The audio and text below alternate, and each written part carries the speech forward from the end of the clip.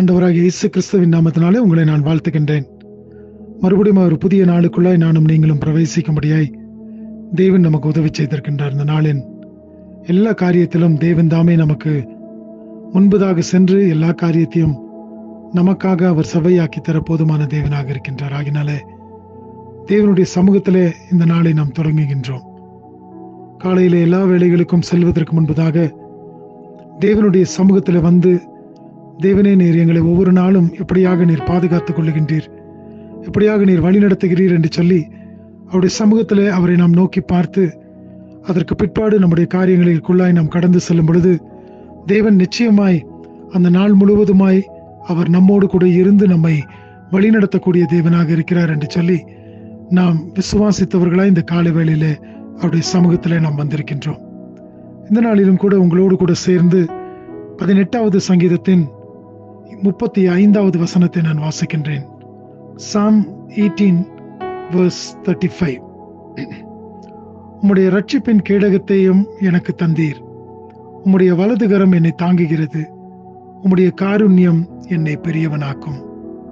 எனக்கு பிரியமான தேவச்சனமே, நாம் தேவன் நிமித்தமாக அவரிடத்திலிருந்து இரட்சிப்பை நாம் பெற்றவர்களாக நாம் காணப்படுகின்றோம். அவர்தாமே நமக்கு இரட்சிப்பென்னும் கேடகத்தை அவர் நமக்கு தந்தவராக இருக்கின்றார். அப்படி என்று சொன்னால் தேவனுக்குள்ளாக இருக்கின்ற மனிதன் இந்த இரட்சிப்பை ஒரு கேடகமாக உபயோகப்படுத்த முடியும் என்று சொல்லி இந்த இடத்துல வேதத்தில் நாம் வாசிக்கின்றோம்.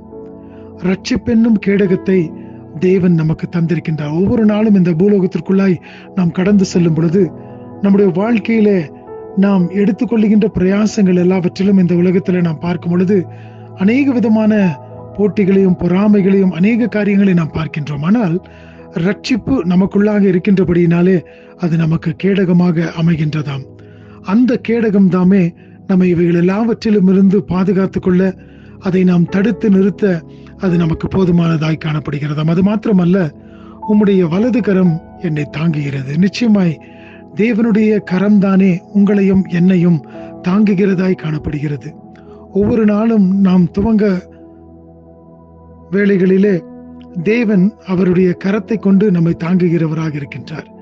எப்படிப்பட்ட சூழ்நிலைகளுக்குள்ளாய் நாம் கடந்து போனாலும் இந்த தேவனுடைய கரம் பலத்த கரமாய் இருந்து நம்மை தாங்கக்கூடியதாய், நமக்கு வேண்டிய எல்லா கிருபைகளையும் பாராட்டக்கூடியதாய் அவருடைய கரம் இருக்கிறது என்று சொல்லி நாம் பார்க்கிறோம். அப்படி என்று சொன்னால் இந்த நாளிலும் கூட நாம் கடந்து போகக்கூடிய காரியங்கள் எல்லாவற்றிலும் தேவனுடைய கரம் நம்மோடு கூட இருந்து நம்மை தாங்கிக் கொள்ளக்கூடியதாய் காணப்பட்டுட்டும். அது மாத்திரம் அல்லாதபடிக்கு கடைசியில நாம் பார்க்கிறோம், உம்முடைய காருண்யம் என்னை பெரியவனாக்கும். தேவனுடைய காருண்யம், தேவன் என்னை குறித்து நினைக்கின்ற அவருடைய நினைவுகள், அவருடைய இரக்கங்கள், அவருடைய கிருபைகள் எனக்கு முடிவில்லாததாய் காணப்படுகிறது. அது மாத்திரம் அல்லாதபடிக்கு அவருடைய காருண்யம் தானே என்னை பெரியவனாக்கக்கூடியதாக இருக்கிறது. தேவனுடைய காருண்யம் எனக்கு இருக்கும் பொழுது என்னை நிச்சயமாய் அது பெரியவனாக்க முடியும்.